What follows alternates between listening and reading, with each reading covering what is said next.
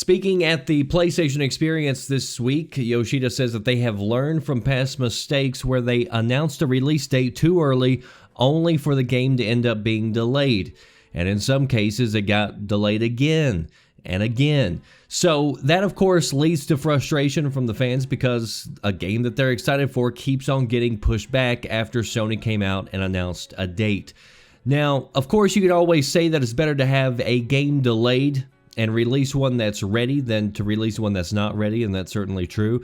But even with games like Drive Club, it of course got delayed several times, but it still wasn't ready whenever it officially came out. So Yoshida is saying that they're going to be a lot more cautious going forward whenever they release these dates, and will only give release dates when they know that they're going to meet the target, which I think is definitely the right approach and something both Sony and Microsoft need to work towards, because Sony certainly isn't the only one who's delaying games after announcing them.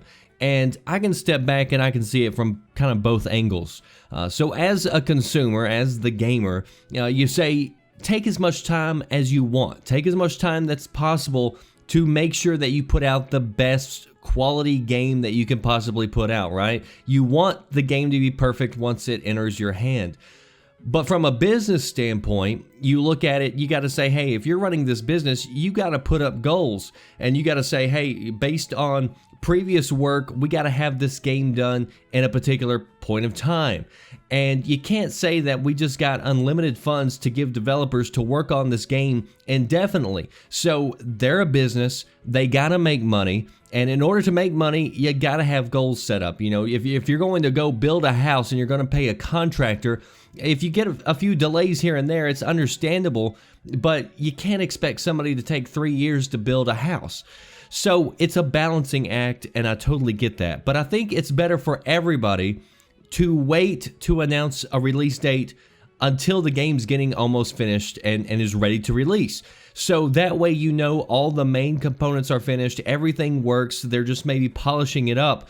And this way it isn't adding more stress to the devs, because you have these psycho fanboys, as we've seen with like No Man's Sky, who will go out there and basically harass the devs once a game is actually delayed, even though it may be out of the hand of the developer. They may say, hey, we didn't plan on this release date anyway, we just got this from up top. And I also think it just comes off as a lot more professional in order to be able to announce a target date and then be able to hit that target date. And you see this in all sorts of types of products, not even just the gaming world.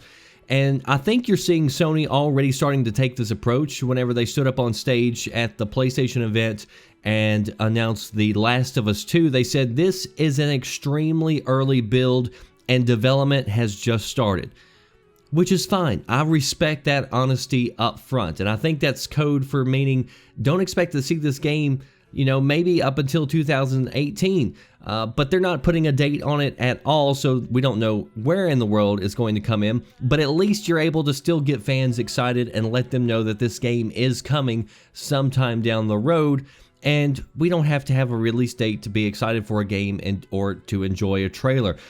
So over the last couple of years, we have seen countless delays and release dates missed, and games are becoming so much more complex and complicated that I think it makes sense just to hold back, don't have to give us all the information up front, and I'm okay with them waiting to announce a release date. And again, I think it's an approach that needs to be handled by both Sony and Microsoft. So anyway, that does it for me, The Red Dragon. I'll see you next time. Thanks for watching. Are you listening? Damn.